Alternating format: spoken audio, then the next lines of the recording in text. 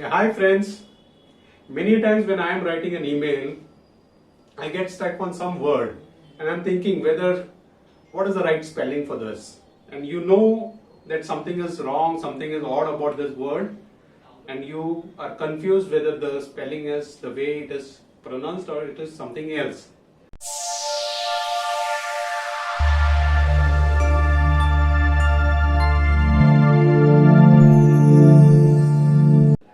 And today I'm going to cover a few tricky words which you will be able to, and I will give you some hints or tips on how to remember the spelling.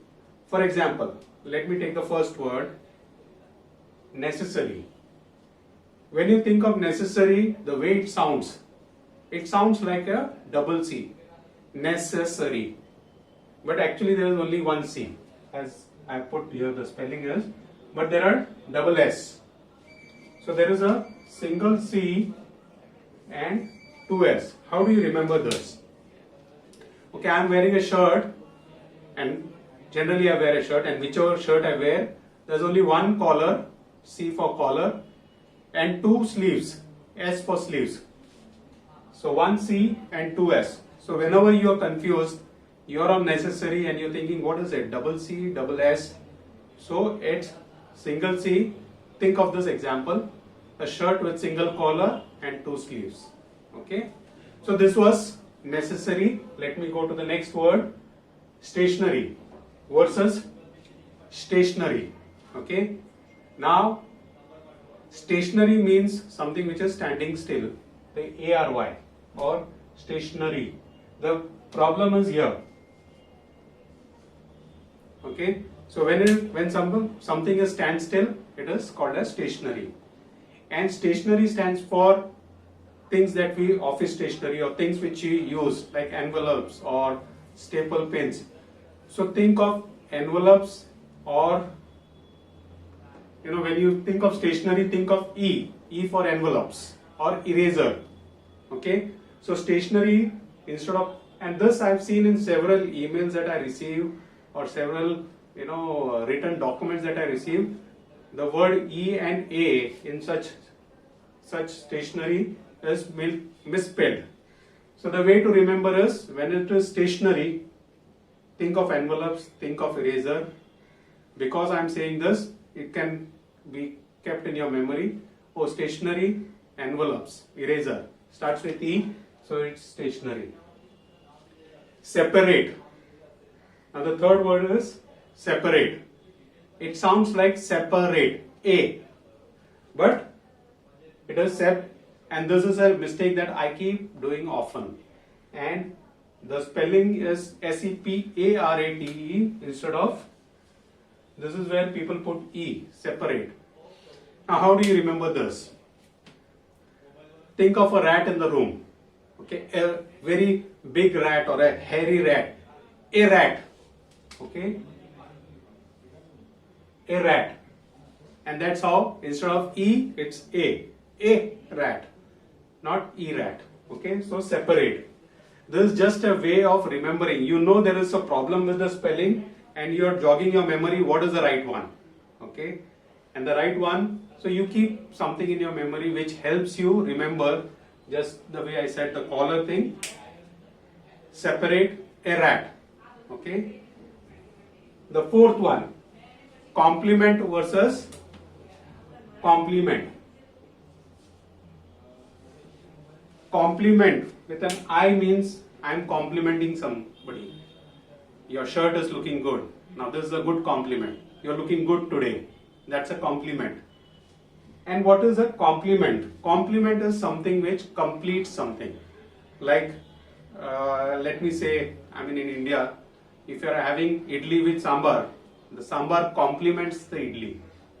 Or for those who are from Mumbai, they will know vada pav. Vada with the pav. Pav complements the vada. So this compliment is completing something. This compliment is giving a compliment to somebody. So how do you remember? Okay, at least I would expect that people would remember the spelling of complete. Complete ends with a TE here. So you know that when you're talking of complement, which is the completion of something, complementing something, then it is complete, and complete has a E, E-T-E. So that is the way you will know that this is complete, and that is complement. Although sounds the same, spelling could be the same, but when it is a complement, you're not thinking of complete, it is something which I am telling something to somebody. The other way to think also is complement ka opposite what? Insult. Insult has a I, starts with an I. So complement, opposite of complement is an insult. So this could be the way you can think of where does the complement with an E and complement with an I. Okay, these are all tips. There's no rule here.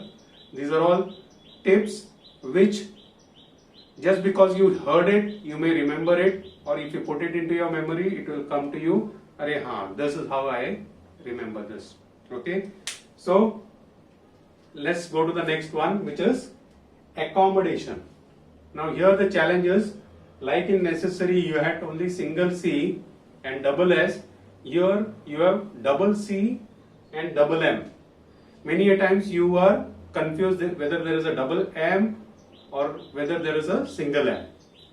Accommodation, generally double C is remembered. The problem is with the double M. Okay, think of it. When you think of accommodation, accommodation means a room. Suppose you get an accommodation in a 5-star hotel with double beds. Okay, so everything is double. It is large size room with double. So the moment you think of accommodation, think of a very large hotel room with 2 double beds. Double M. So when it is, everything is double. So you think of large, think of, okay, there is a double M.